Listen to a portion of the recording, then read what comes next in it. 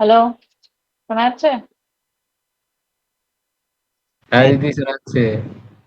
আচ্ছা, আমরা মেনলি আজকে আরসিসির 2024-2025 এই দুটো ইয়ার কিন্তু অবজেক্টিভের যে কোয়েশ্চেন গুলো আছে সেগুলো সলভ করবো। তাহলে মোটামুটি একটা আইডিয়া আমাদের হয়ে যাবে। দেখো, ফার্স্ট আমি 2024 দিয়ে শুরু করছি। সবাই মোটামুটি আছে তো ক্লাসে?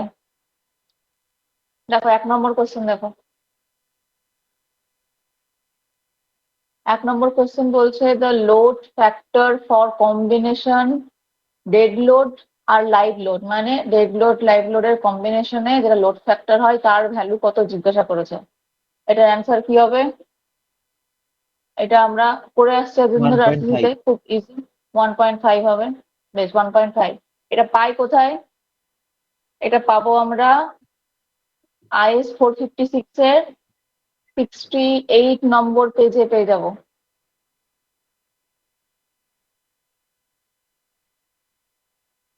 68 নম্বর পেজ।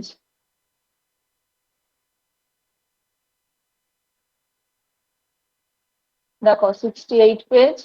68 পেজের এই যে 18 নম্বর টেবিল, এই 18 নম্বর টেবিলে কিন্তু ডেড লোড আর লাইভ লোডের যে কম্বিনেশন সেটা কিন্তু দেওয়া আছে। দেখো কত, দেখো 1.5 দেওয়া আছে, ঠিক আছে? 1.5 দেওয়া আছে ডেড লোড আর লাইভ লোডের জন্য।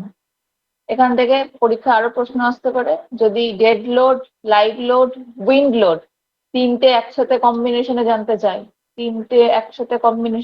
চাই, তাহলে তার জন্য কত হবে? 1.2 হবে।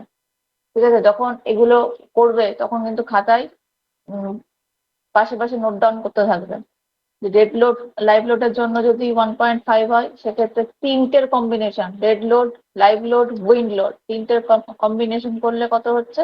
1.2 হচ্ছে।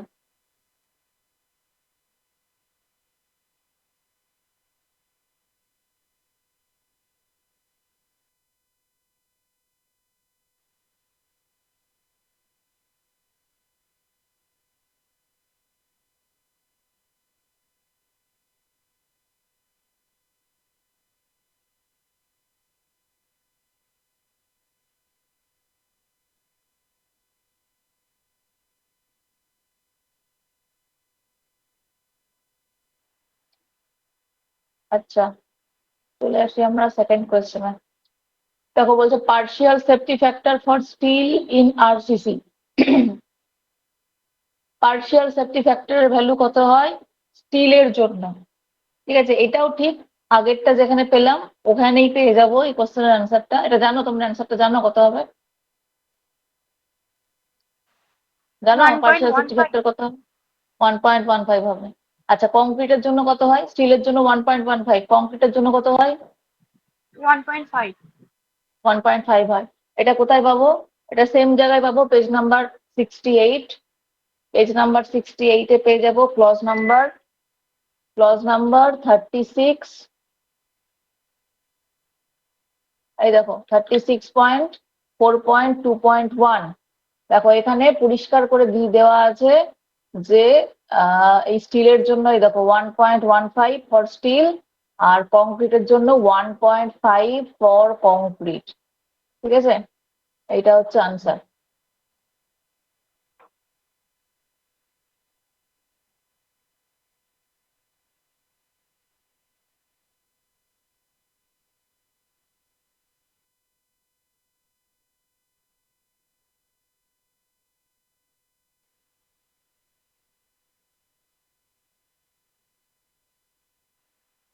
আচ্ছা, নেক্সট কোয়েশ্চেন দেখো।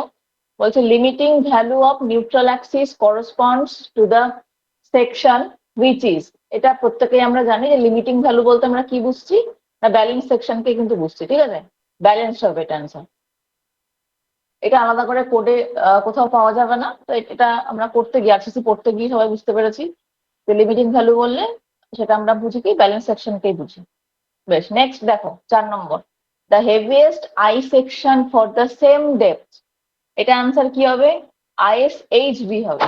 ঠিক আছে, আইএসএইচবি কেন? এই নামের মধ্যেই আনসার আছে। আইএসএইচবি বলতে আমরা কি বুঝি? আইএসএইচবির Indian full form standard heavy হচ্ছে beam. Indian standard heavy beam. ঠিক আছে? আচ্ছা, আইএসএলভি, Indian Standard Light Beam, আচ্ছা, আইএসএমবি, Indian Standard Medium Beam, আচ্ছা, তাহলে এটা আনসার হেভিয়েস্ট বলেছিল, তাই আইএস এইচবি কিন্তু হবে। ঠিক আছে, এটা আনসার হবে। বেশ,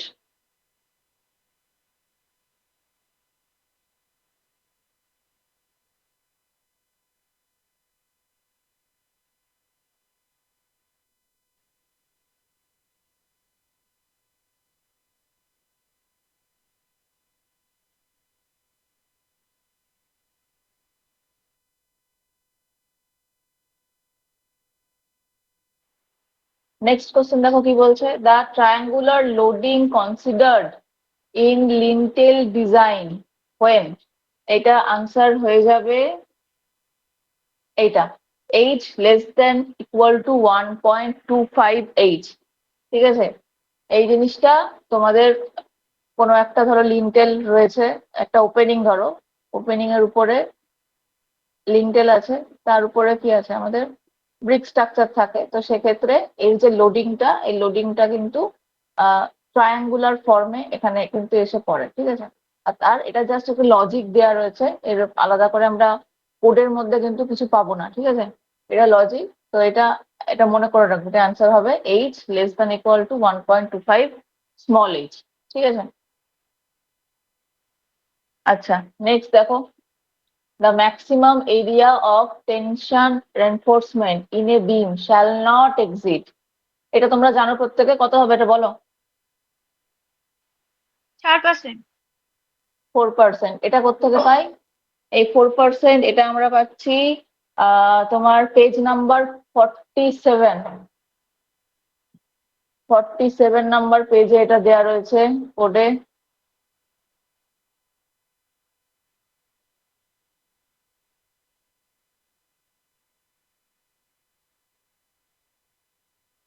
এই যে 47 নাম্বার পেজে, এই দেখো 26.5.1.2, এই যে ক্লজ, এখানে কিন্তু দেয়া রয়েছে কত আছে দেখো, the maximum area of compression reinforcement shall not exceed 0.04 into BD। তাহলে 0.04 into BD, বিডি বলতে কাকে বোঝাচ্ছে? বিডি হচ্ছে আমাদের এখানে যেটা এরিয়া রয়েছে সেটাকে বোঝাচ্ছে। আচ্ছা, আর 0.04 হচ্ছে, এটাই 4% ধরো, তাই না? 0.04% করলে যদি আমরা এটাকে বলি তাহলে এটা 4% বোঝায়। তো এটা হচ্ছে তোমার answer.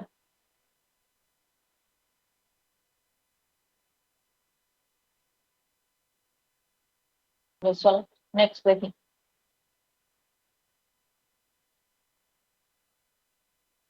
Due to the formation of plastic hinge, the failure load of steel beam, এটা আনসার হবে ইনক্রিজ।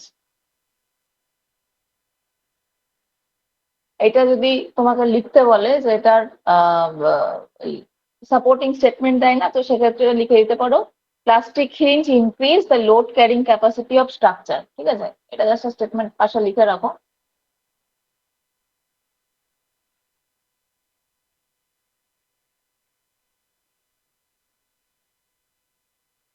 প্লাস্টিক হিঞ্জ ইনক্রিজ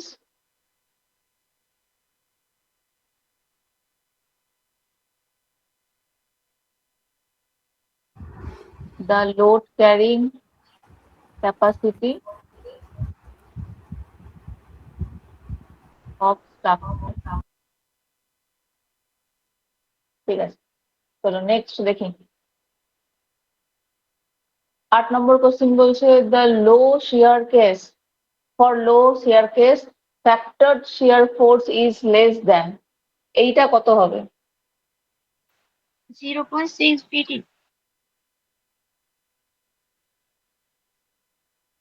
থামো, এটা আমাকে একটু দেখতে হবে, তো থামো দেখে বলছি।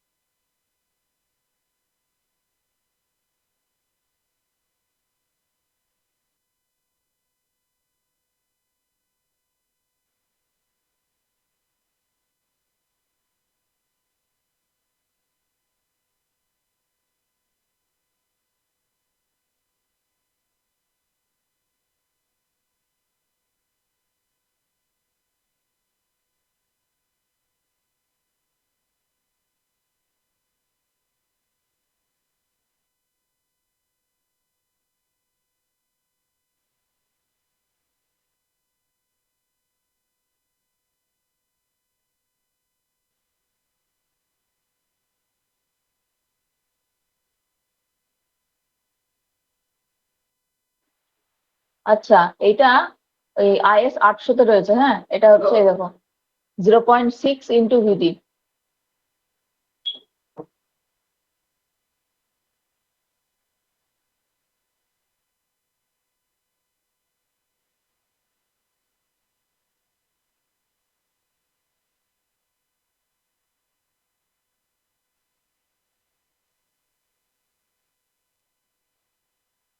তারপরটা পেজ দেখো। 53 তো?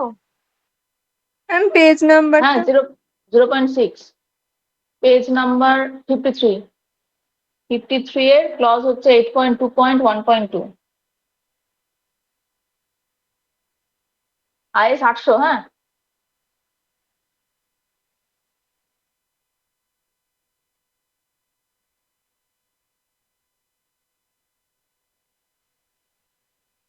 চলো তারপর নেক্সট কোয়েশ্চেন দেখি। দেখো 9 নম্বরটা কি বলছে, as per IS 456 tensile strength of concrete can be expressed as. এইটা খুব সহজ একটা প্রশ্ন, এটা তোমরা প্রত্যেকেই জানো। কত হবে এটা বলো? 0.7 FCK মানে 0.7 রুট এফসিকে, তাই না? হ্যাঁ এটা রুট কোথায় ওভার পাবো? কোথায় পাবো? 456 556 তো পাবো, এটা আছে প্রথমের দিকে।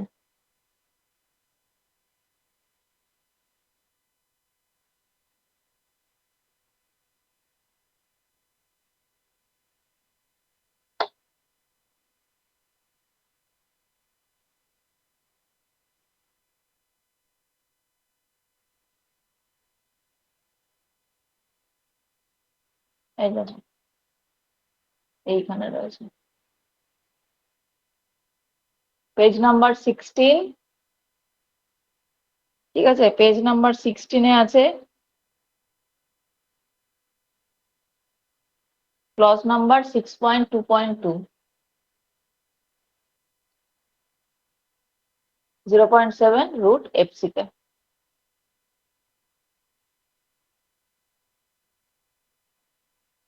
আচ্ছা, নেক্সট হচ্ছে minimum grade of concrete for RCC work. আচ্ছা, আরসিসির জন্য মিনিমাম গ্রেড অফ কংক্রিট কত হবে?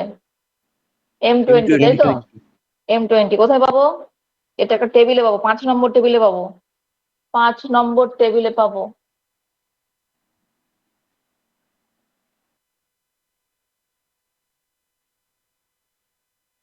এই যে 20 নম্বর পেজ, 5 নম্বর টেবিল।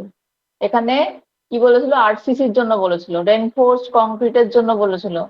তাহলে মিনিমাম গ্রেড অফ কংক্রিট কত আছে? M20 আছে। এটাই যদি আবার প্লেন কংক্রিট হয়ে যেত, পিসিসি হয়ে যেত, তাহলে কত হতো? M15 হয়ে যেত, তাই না? M15 হতো মিনিমামটা। হুম। আরসিসি আছে জন্য এটা M20 হয়ে গেল। বেশ, নেক্সট দেখো, earthquake load are given in. আর্থকোয়েকটা আমরা কোথায় পাই, কোন কোডের মধ্যে পাই?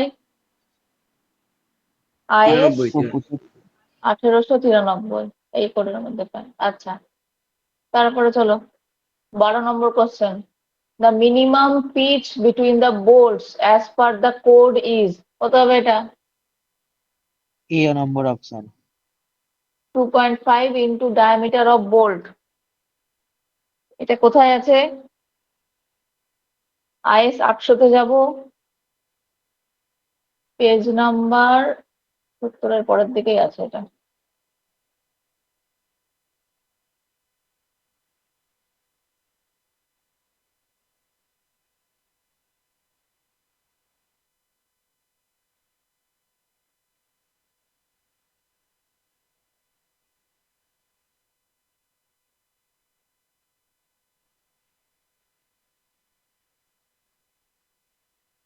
এই যে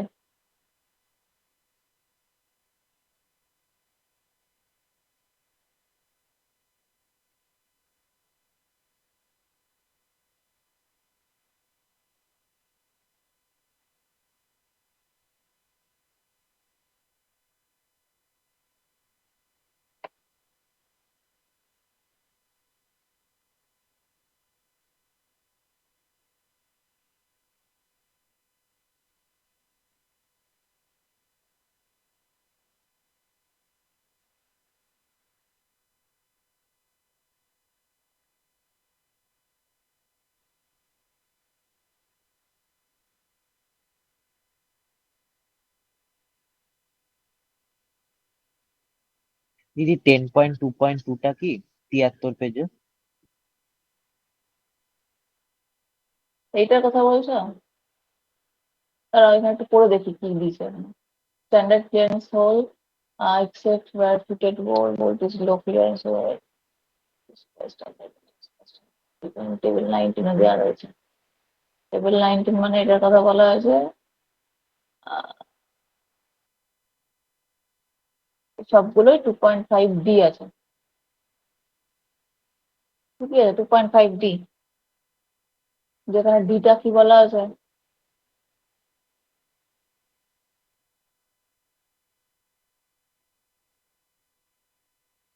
Nominal diameter of the fastener. এটাই হবে 2.5D। ঠিক আছে, এটা করবে।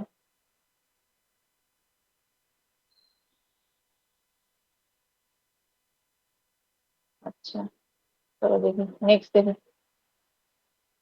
The effective throat thickness of a fillet weld for 70-degree angle between the fusion face. এইটা তো স্টিলের কোশ্চেন হয়ে গেছে। স্টিলের কোশ্চেনে এটা আনসার কি হবে গো? এটা পাবো আমরা 0.7. এটা পাবো আমরা 78 পেজে। ঠিক আছে, 78 পেজে পাবো।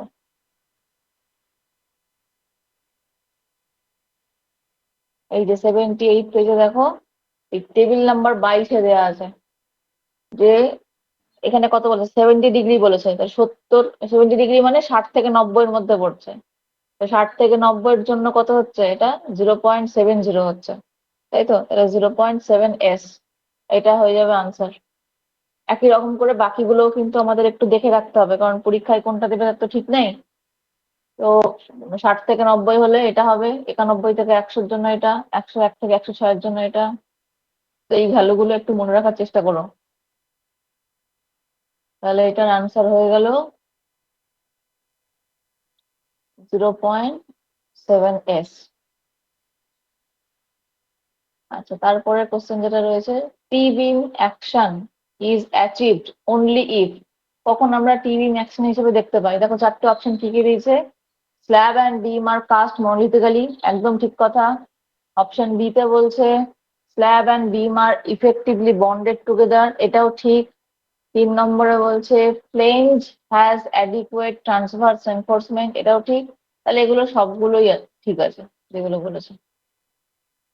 আচ্ছা, তারপর 15 নম্বর কোশ্চেন দেখো, for deform bars bond stress is, এটা কত হবে? 60% মোর।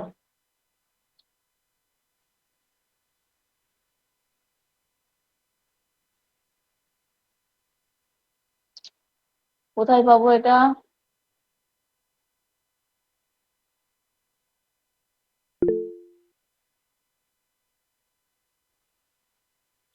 Page number 43।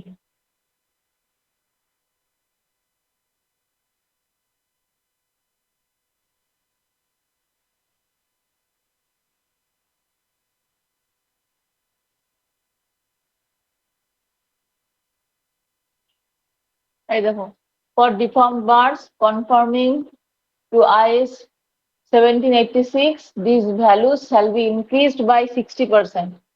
ঠিক আছে, আর কম্প্রেশনের ক্ষেত্রে কি হয়? 25% ইনক্রিজ হয়। দুটোই বলে দিলাম, যেটা পরীক্ষায় আসবে করবা।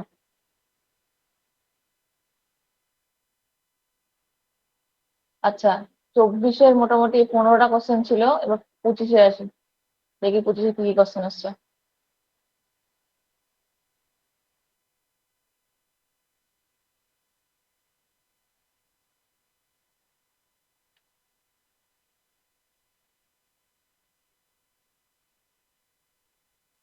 Allowable shear stress in concrete depends upon, কার উপর ডিপেন্ড করে? দুটোর ক্ষেত্রেই ডিপেন্ড করে, both grade of concrete and percentage of tensile reinforcement. ঠিক আছে, দুটোর উপর ডিপেন্ড করে।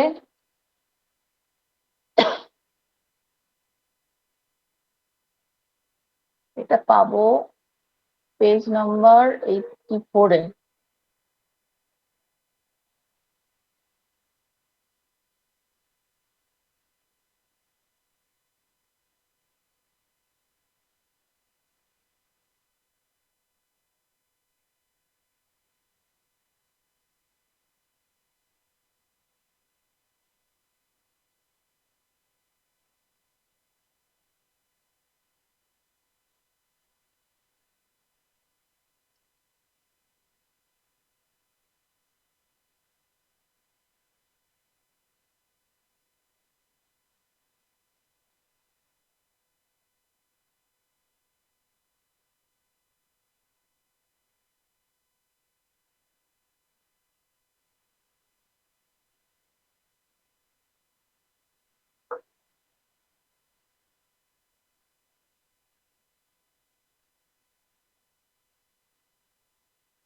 দেখো এখানে ওই পিটির যে ভ্যালুটা সেটারও কিন্তু আমাদের প্রয়োজন হচ্ছে, ঠিক আছে? তাহলে পিটির উপরেও কিন্তু ডিপেন্ড করছে, তার সাথে গ্রেড অফ কংক্রিটের উপরেও কিন্তু ডিপেন্ড করছে, ঠিক আছে? এখান থেকে আমরা বলতে পারি যে দুটোর উপরে ডিপেন্ডেন্ট।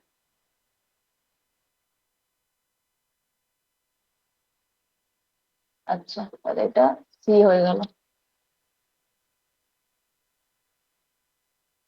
নেক্সট দেখো, design wind load is obtain from.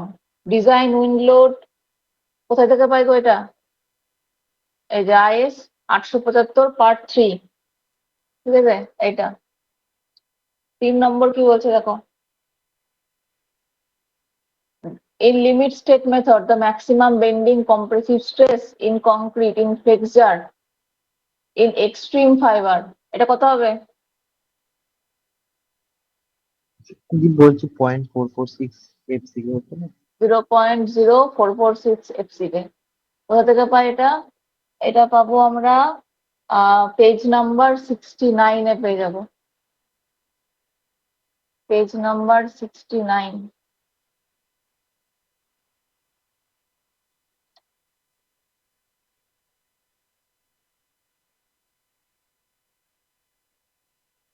এই যে এই যে ছবি, এইখান থেকে আমরা পাই, ঠিক আছে?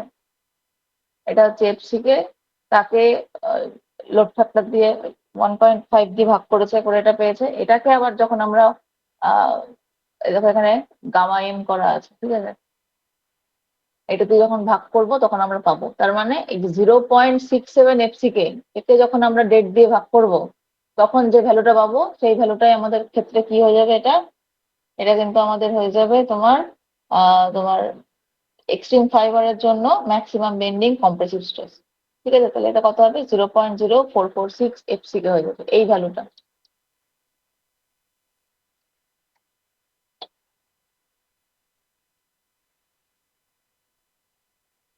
When designing the limit state of collapse in flexure, limiting value for the depth of neutral axis for Fe 415 grade of steel is given by, এটা তো বলার কিছু নাই, সবাই জানো। কত হবে গো? Fe 415 জন্য কত হয়? 0.48 into d। 0.48 into d।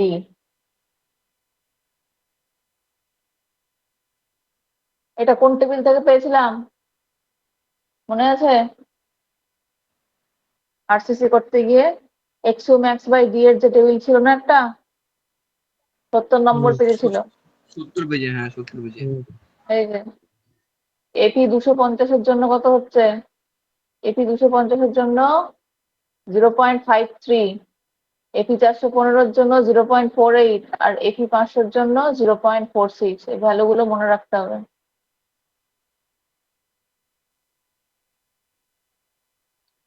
The properties of structural steel section are given in, এটা হবে SP 6.1। এখানে কি থাকে? এটা ওই যেটা তোমাদের স্টিল সেকশনের মানে স্ট্রাকচারাল স্টিল সেকশন যেটা, তার যে হ্যান্ডবুক সেটা কিন্তু এই যে SP 6.1, ঠিক আছে? আচ্ছা দিদি নেক্সট বলছি দেখো, এক্সপ্লেনেশনে কি এই পেজ নাম্বারগুলো লিখতে হবে? পেজ নাম্বার দিলেই তো ভালো, কোডের পেজ নাম্বার দিলে তো বোঝা যাবে, ওটাই তো প্রপার রেফারেন্স, ওখান থেকেই তো পাচ্ছ তুমি। ও, যখন বললাম সেগুলো লিখে নিয়েছো তো খাতার মধ্যে, না লিখোনি? হ্যাঁ লিখছি। আচ্ছা এটা দেখো, for deformed bars anchorage value of 90° bend shall be equal to, কত হবে এটা? 8.5 হবে, মানে এখানে 8.5 তো দেয়নি, ডি দিয়েছে 8d। এটা কোথায় পাবো?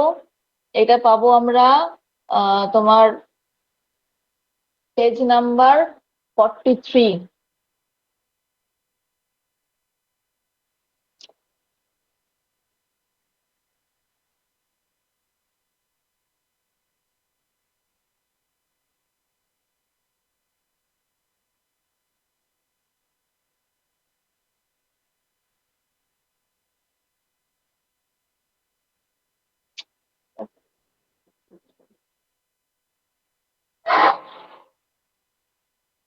Page number 43।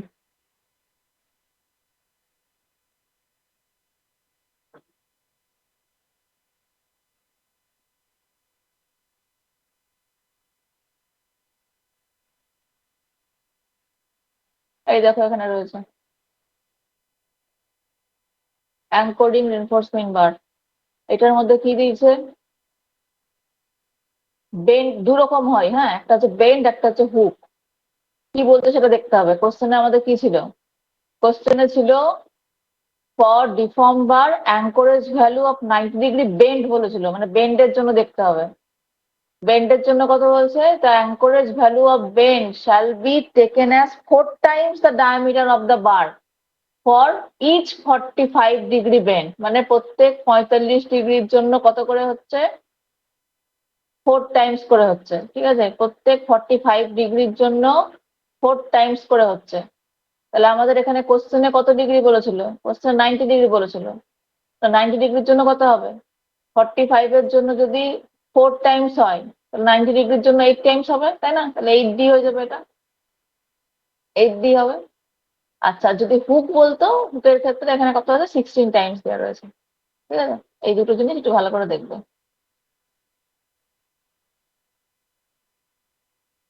নেক্সট কোশ্চেন কি আছে? Steel is used as reinforcement in RCC beam. কেন ইউজ করা হয় স্টিলকে? তার কারণ এই thermal coefficient of steel is approx equal to that of concrete. তাহলে কংক্রিটের থার্মাল এক্সপানশন যা হয়, স্টিলের ক্ষেত্রেও কিন্তু কোএফিসিয়েন্ট অফ থার্মাল এক্সপানশন প্রায় সমান, অ্যাপ্রক্সিমেটলি ইকুয়াল হয়। এক্ষেত্রে তোমরা যদি সাপোর্টিং স্টেটমেন্ট চাই কি দিতে পারো? এখানে ওই থার্মাল এক্সপানশনের কোএফিসিয়েন্ট যেটা, তার ভ্যালুটা দিয়ে দিতে পারো। কত করে হয়? যদি কংক্রিট করি, কংক্রিটের কথা বলি, কংক্রিটের ক্ষেত্রে এটার ভ্যালু আছে 10 ইন্টু 10⁻⁻6 পার ডিগ্রি সেন্টিগ্রেড হয়। আর স্টিলের ক্ষেত্রে কত হয়? এটা হচ্ছে 12 ইন্টু 10⁻⁻6 পার ডিগ্রি সেন্টিগ্রেড। ঠিক আছে, এটা হচ্ছে থার্মাল এক্সপানশন। বেশ, নেক্সট দেখো, what is the primary function of shear enforcement in RCC beam? ঠিক আছে, এবার আরসিসির মধ্যে শিয়ার এনফোর্সমেন্ট কেন দেওয়া হয়? অবশ্যই শিয়ার স্ট্রেংথকে ইমপ্রুভ করার জন্য দেওয়া হয়, অন্য কিছু তো হবে না, তাই না? এটা হচ্ছে অ্যান্সার, বাকিগুলো হবে না কোনটাই। নেক্সট কি বলছে? Doubly reinforce beam are required where. কোথায় ডাবলি রিনফোর্স বিমের প্রয়োজন হয়? চারটে অপশন কি কি দিয়েছে? High strength is required, concrete amount is restricted, depth of the beam is restricted, width of the beam is restricted. কোনটা হবে বলো? Depth কোনটা of the হবে? beam is restricted. Depth of the beam is restricted. যখন ডেপথকে restriction করে দেওয়া হয় তখনই একমাত্র আমরা কি করি? ডাবলি রিনফোর্স বিমের দিকে কিন্তু যাই, বাদ বাকি কোনোটাই হবে না। ঠিক বলেছেন। আচ্ছা, 10 নম্বর কোশ্চেন কি বলছে? The maximum effective slenderness ratio for a member carrying compressive loads resulting from dead load and impose load. এটা পুরোপুরি কোর্ট থেকে তুলে একটা প্রশ্ন দিয়েছে। ঠিক আছে,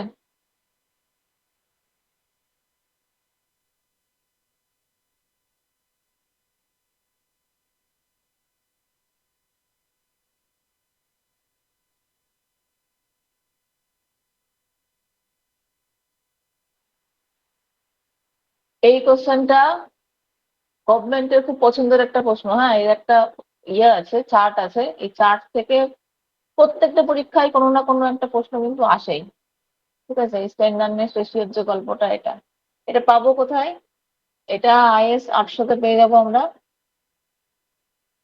IS 800-তে এটা পাবো।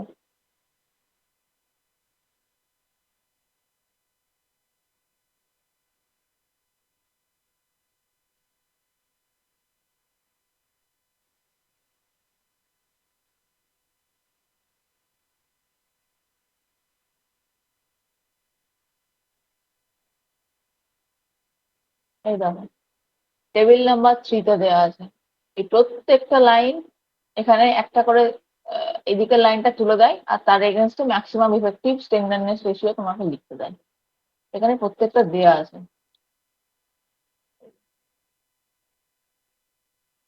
এখানে কোনটা দিয়েছিল?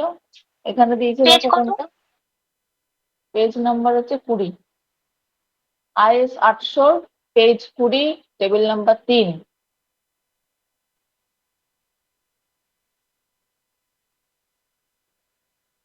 কোশ্চেন দিয়েছিল the maximum effective slenderness ratio for a member carrying compressive load resulting from dead loads and imposed loads. এই দেখো, a member carrying compressive loads resulting from dead load and live load, ঠিক আছে? এই দেখো, এটা হচ্ছে 180, এটা হচ্ছে আনসার।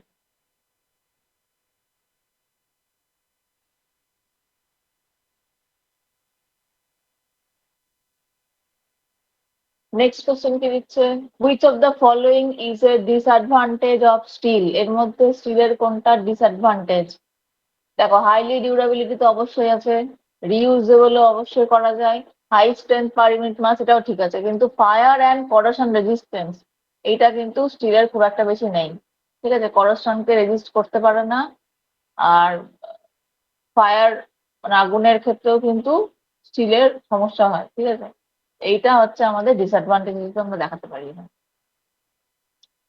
আচ্ছা, নেক্সট দেখো, the yield stress of a bolt of grade 9.8 is, এটা একটা ছোট অঙ্ক স্টিলের, ঠিক আছে? এটা কি করে করতে হবে প্রসেসটা বলে দিচ্ছি। এখানে yield স্ট্রেস অফ বোল্ট যখন বলবে না, যে গ্রেডটা দেওয়া আছে যে 9.8, এখানে এই দুটো সংখ্যাকে আলাদা হিসেবে দেখতে হবে আমাদেরকে। এই 9.8 যেটা, এই প্রথমের যে সংখ্যাটা 9, এই সংখ্যাটা কাকে রিপ্রেজেন্ট করে? এটা হচ্ছে আলটিমেট টেনসাইল স্ট্রেংথকে রিপ্রেজেন্ট করে, ঠিক আছে? আলটিমেট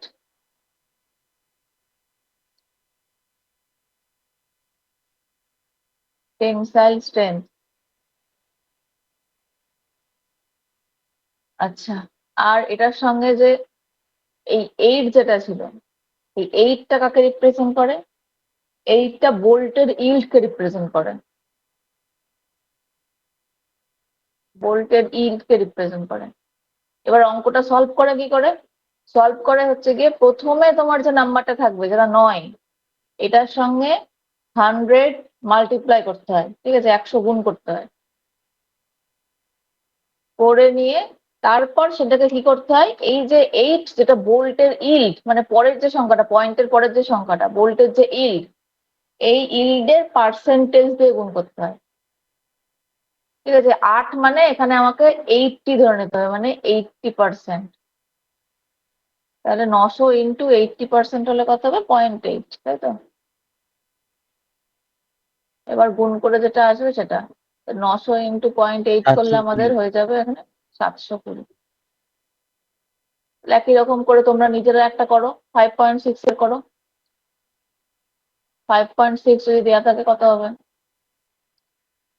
যদি পরীক্ষা এরকম দেয় 5.6, 300। তাহলে 5-এর সঙ্গে 100 গুণ করবো, তার সঙ্গে আবার 0.6 কে গুণ করে দেবো, ঠিক আছে? তারপর যেটা হবে সেটা আনসার করে দেবো।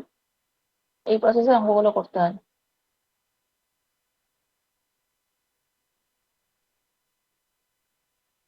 বেশ, তাহলে এটা হয়ে গেল আমাদের কত? 720।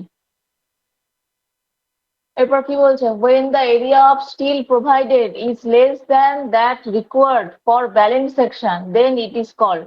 তাহলে আমাদের ব্যালেন্স সেকশনের থেকেও যখন কম স্টিল প্রোভাইড করা হয়, স্টিল কম দিয়েছি, তার মানে কি হবে? সেটা আন্ডার ইনফোর্সড হয়ে যাবে। স্টিল বেশি দেওয়া মানে ওভার ইনফোর্সড হয়ে গেল সেটা। আচ্ছা, 14 নম্বর কি বলছে, তো value of partial safety factor for combination of dead load, impose load and wind load. যেটা করানোর সময় 2024-এর ক্ষেত্রে আমি বললাম যে 2024-এ কি ছিল, ডেড লোড আর লাইভ লোডের কম্বিনেশন দিয়েছিল, কিন্তু 2025-এ এসে আবার তিনটের কম্বিনেশন দিয়েছে। তো তিনটের কম্বিনেশন কত বললাম তখন? 1.2 বললাম না? 1.2। 1.2 তখন দেখলাম, 1.2। বেশ, তারপরে কোশ্চেন কি আছে, minimum edge distance from the center of hole to the near edge of a plate is dash for machine flame cut।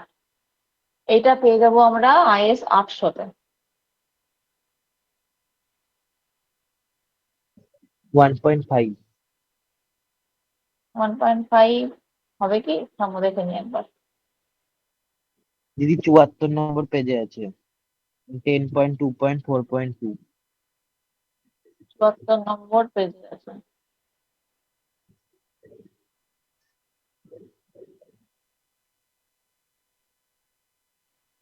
আচ্ছা, কি বলছে? The minimum age and end distance from the center of any hole to the nearest edge of the plate shall not be less than 1.7 times the hole diameter in case of sheared or hand flame cut edge and 1.5 times the hole diameter in case of rolled machine flame cut.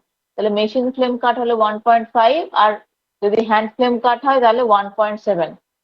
আমার এখানে question কি ছিল? Question ছিল এখানে machine flame কাট, তাহলে এখানে কি হবে 1.5 হবে, তাই তো? 1.5 times the nominal diameter of bolt, এটা হচ্ছে অ্যান্সার।